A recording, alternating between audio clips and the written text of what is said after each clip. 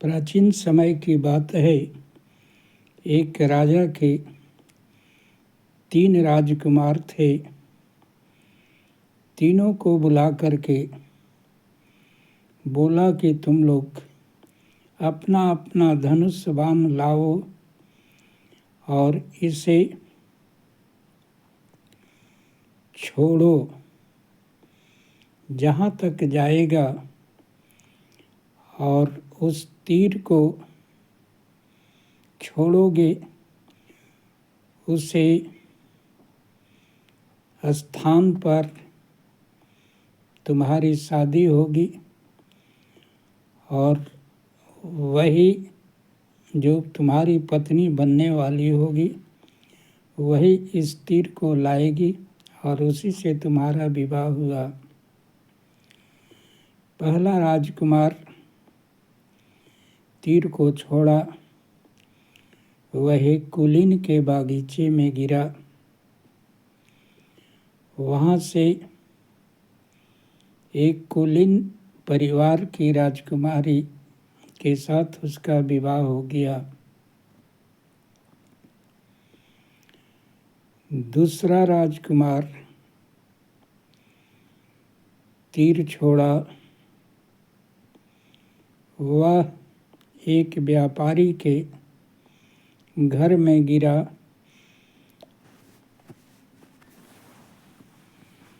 और उसकी शादी एक व्यापारी की बेटी से हो गई।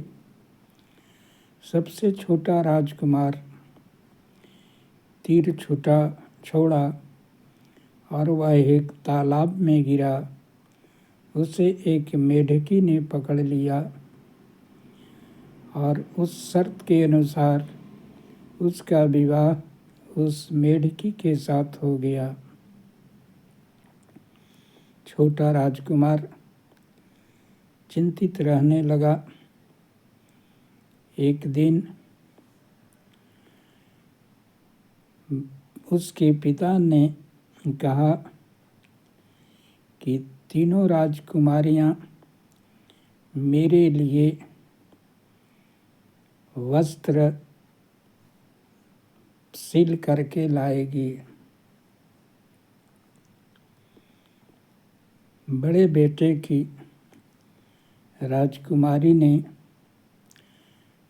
वस्त्र लाया। उसे राजा देख रहा था। उसे देख करके राजा बोला कि यह इतना खराब है कि इसे तो एक नौकर भी नहीं पहन सकता। इसी तरह दूसरा राजकुमार भी लाया। उसका भी कुर्ता दे करके राजा कहा कि इसको भी एक भिखारी नहीं पहन सकता। अब मेढकी की बारी थी। उसका पति मुंह लटकाए था। मेढकी ने कहा कि आप मुंह क्यों लटकाए हो? कहा कि हमारे 2 भाई की पत्नियां